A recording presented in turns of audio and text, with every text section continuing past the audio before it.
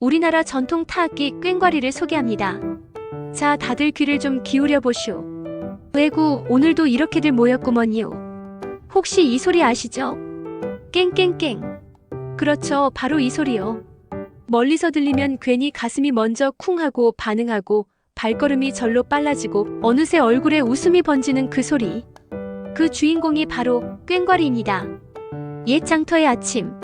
아마 여기 계신 분들 중에도 옛날 장날에 꽹과리 소리를 들으면 가슴이 먼저 설렘 분들 많을 거예요. 저도 어릴 적 그랬지요. 아침 햇살이 막 골목길 담장 위로 기웃거릴 때쯤 멀리서 깽깽하고 들려오면 아, 오늘은 장날이구나. 부지런히 빨래터에서 물어리에 치마 걷어 올리고 돌아오시던 어머니 얼굴에도 미소가 번졌고 논두렁에서 소풀을 베고 있던 아이들도 낫을 내려놓고 달려왔어요. 그 소리가 장터로 가는 초대장이었어요. 장터 초입에 들어서면 제일 먼저 들려오는 건 꽹과리와 북장구가 어우러진 소리였죠. 소리꾼이 얼씨구 좋다 하고 목청을 돋우면 그 뒤에서 상쇠가 깽하고 울려줬지요. 그 울림이 곡식차로 가득한 리어카 사이로 기와집 담장 사이로 스며들어왔습니다. 이름부터 특별한 악기. 꽹과리는 이름부터 재미있어요. 쇠, 매구, 깽매기, 깽쇠, 광쇠, 꽝쇠. 심지어 소금이라고 부르기도 했어요. 경상도 쪽 어르신들은 쇠라고 많이 부르고 호남 쪽은 깽쇠나 꽝쇠라는 말이 익숙하죠. 소금이란 이름은 작은 금이란 뜻인데 그만큼 귀하다고 본 거요. 퀴즈. 자, 여기서 문제 하나. 꽹과리를 작은 금이라고 불렀던 옛 이름은 무엇일까요? 정답은 소금입니다. 금처럼 귀하고 그 빛깔도 반짝거렸기 때문에 이렇게 불렀지요. 꽹과리는 도대체 언제부터 있었을까요? 이게 참 흥미롭소. 크게 두 가지 설이 전해집니다. 하나는 신라시대부터 있었다는 설이에요. 신라는 음악과 춤이 발달한 나라였죠. 화랑들이 무술을 익힐 때, 농악을 즐길 때 전쟁터에서 깃발 옆에 서서 소리를 울렸다고 해요. 멀리까지 울려 퍼져서 논두렁 넘어 마을 어귀까지 닿았죠. 신라 장인들이 노쇠를 달궈서 둥글고 얇게 두드리고 울림을 가다듬어 만든 것이 지금의 꽹과리 조상이라는 거죠. 불교 의식에도 쓰이고 군사 신호에도 쓰였습니다. 그래서 꽹과리 소리가 나면 마을 사람들은 아, 뭔 일 있구나 하고 모였지요. 또 하나는 고려 공민왕 때 중국에서 들어왔다는 설입니다. 그 당시 중국 명나라에서 쓰이던 금속 타악기가 우리나라로 들어왔다는 거죠. 군악대에서 행진할 때 또 궁중의식에서 쓰였고 이게 세월이 흐르면서 풍물곳에 스며들어 오늘날 꽹과리가 됐다고 합니다. 어느 쪽이든 중요한 건 이 소리가 수백 년 동안 이어져 왔다는 사실이죠. 우리 조상들은 받아들인 악기를 자기네 장단에 맞게 바꾸고 농사와 마을 풍습에 어울리게 만들어 썼습니다. 이쯤에서 재미난 얘기 하나. 옛날 어느 산골 마을에 아주 명성이 높은 상쇠가 있었어요. 그 꽹과리는 날이 굳어도 멀리 소리가 퍼졌죠. 그런데 큰 가뭄이 들어 논이 다 타들어가자 마을 어른들이 상쇠에게 부탁했어요. 그 꽹과리로 하느님께 비 좀 내려달라고 해주시오. 상쇠는 마을 어귀에서 꽹과리를 높이 들고 하늘을 향해 힘껏 쳤죠. 깽깽깽. 그 울림이 산을 넘어 강을 넘어 퍼지고 며칠 뒤 정말 비가 내렸답니다. 그래서 그 마을 사람들은 꽹과리를 하늘을 부르는 악기라고 불렀어요. 물론 과학적으로는 우연이겠지만 사람 마음속에서는 그게 진짜였죠. 아이고, 이제 꽹과리가 어떻게 생겨나고 또 어찌 그 맑고 당찬 소리를 내는지 얘기해 드릴게요. 그냥 쇠판 하나 만들어서 치면 되는 줄 아시죠? 허허, 그게 아니에요. 꽹과리 하나 만드는 데 들어가는 손길과 정성은 우리네 장독대에서 된장 익히는 것만큼이나 세심합니다. 꽹과리의 재료는 노쇠예요. 노쇠는 구리와 아연을 섞은 합금인데 이 비율이 소리를 좌우합니다. 구리가 많으면 소리가 맑고 높고 아연이 많으면 조금 낮고 무거운 소리가 나죠. 장인은 귀로 그걸 가려냅니다. 딱 한번 울려보고 아직 덜 맑네 싶으면 비율을 조정합니다.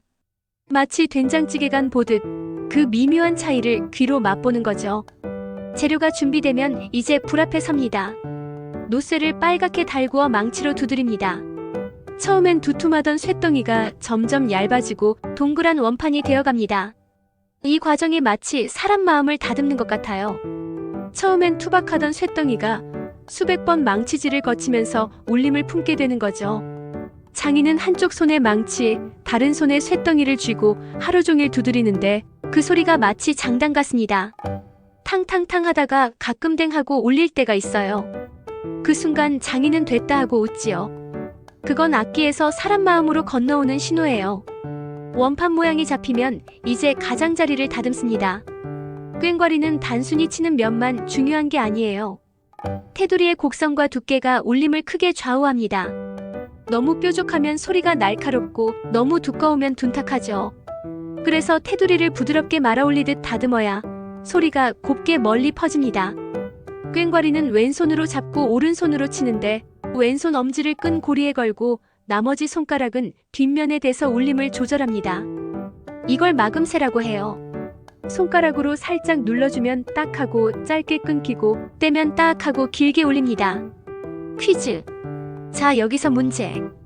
꽹과리 뒷면을 손가락으로 받쳐 울림을 조절하는 이 동작 뭐라고 할까요?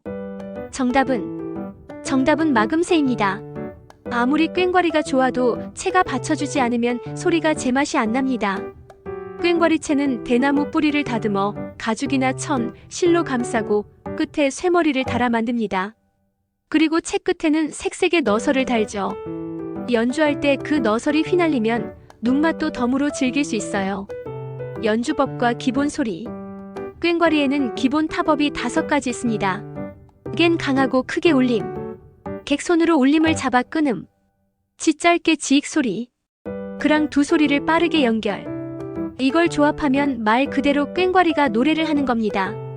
따다다다닥딱 하면 절정이고 딱 하고 길게 치면 마무리죠. 풍물판에서 꽹과리를 맡은 상쇠는 지휘자입니다. 붕장구, 징이 다 상쇠의 손을 봐요. 상쇠가 갱하고 길게 치면 다음 장단 준비 따다다다닥 하면 절정으로 들어가는 겁니다. 그래서 상쇠는 단순한 연주자가 아니라 판 전체를 이끄는 대장이지요. 아이고, 이제부터는 조금 재밌는 얘기로 넘어갑시다. 여러분, 꽹과리에도 암수가 있다는 거 아셨습니까?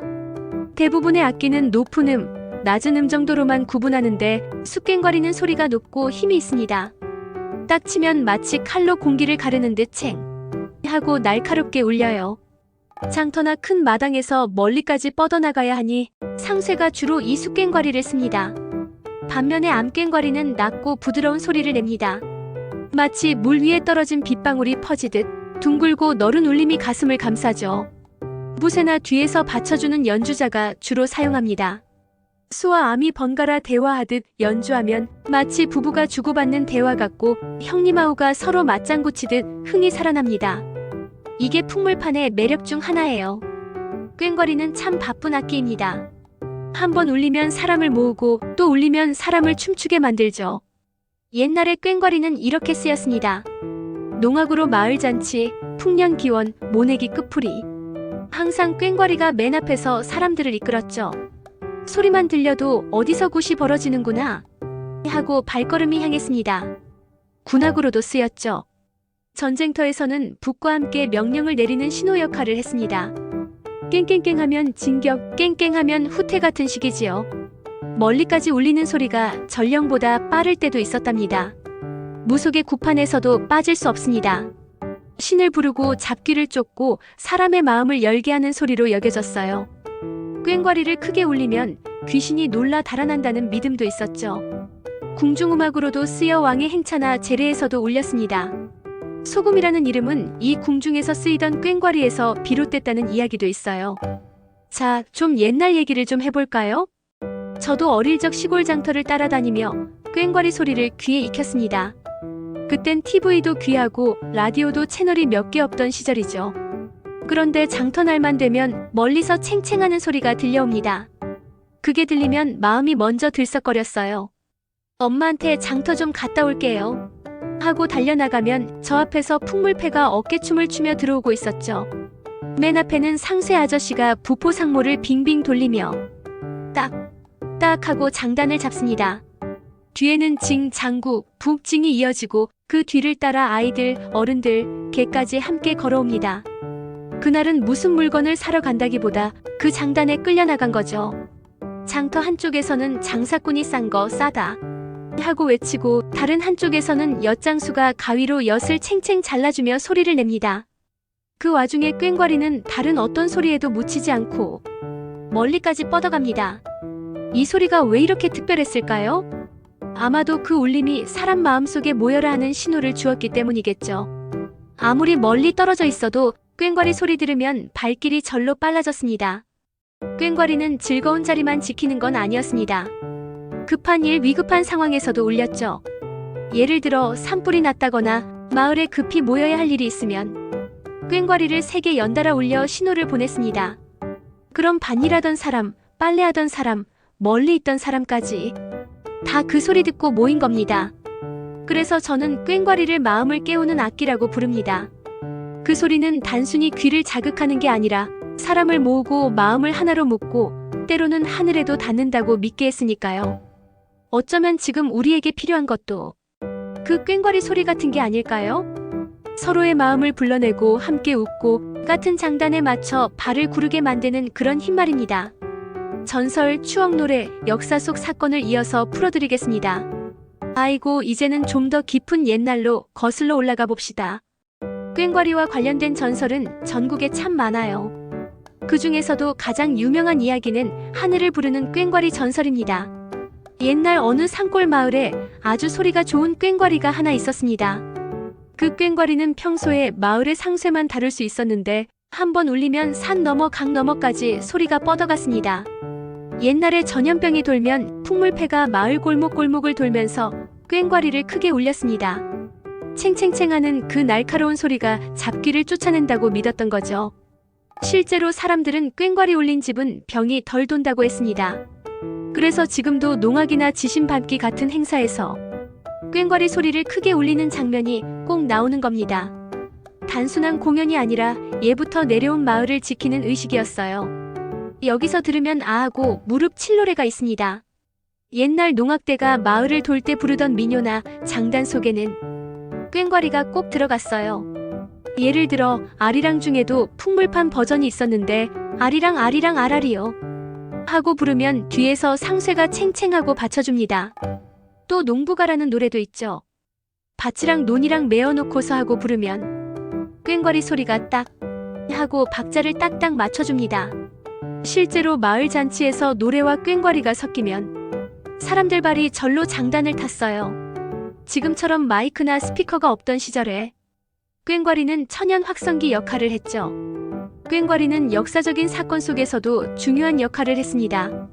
임진왜란 때도 꽹과리는 쓰였습니다. 전투 중에 명령을 전달하거나 적을 위협하는 소리로 울렸죠.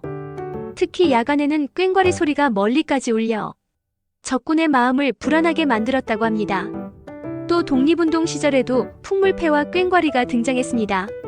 3.1운동 때 태극기를 들고 만세를 부르며 행진할 때 앞에서 꽹과리가 울렸다는 기록이 있습니다. 그 소리가 사람들의 용기를 북돋우고 군중의 발걸음을 하나로 맞춰주었지요. 그리고 1970년대 새마을 운동 때도 마을 모임이나 잔치에서 꽹과리가 울렸습니다. 그 시절 풍년 잔치 사진을 보면 항상 맨 앞줄에는 상쇠가 보입니다. 그래서 저는 이렇게 말하고 싶습니다. 꽹과리는 단순한 금속판이 아닙니다. 그건 전설을 담은 악기, 마음을 불러 모으는 악기, 그리고 우리 삶의 중요한 순간마다 함께했던 악기입니다. 지금 이 이야기를 들으시는 분들 중에도 어릴 적 장터에서 들었던 꽹과리 소리를 아직도 귀에 생생하게 기억하시는 분들이 계실 거예요. 그 소리는 단순한 추억이 아니라 우리 세대가 함께 나눈 시대의 음악이고 웃음과 눈물의 배경이었습니다. 국악사랑의 꽹과리 소개 이상 마칩니다. 행복한 하루 되세요.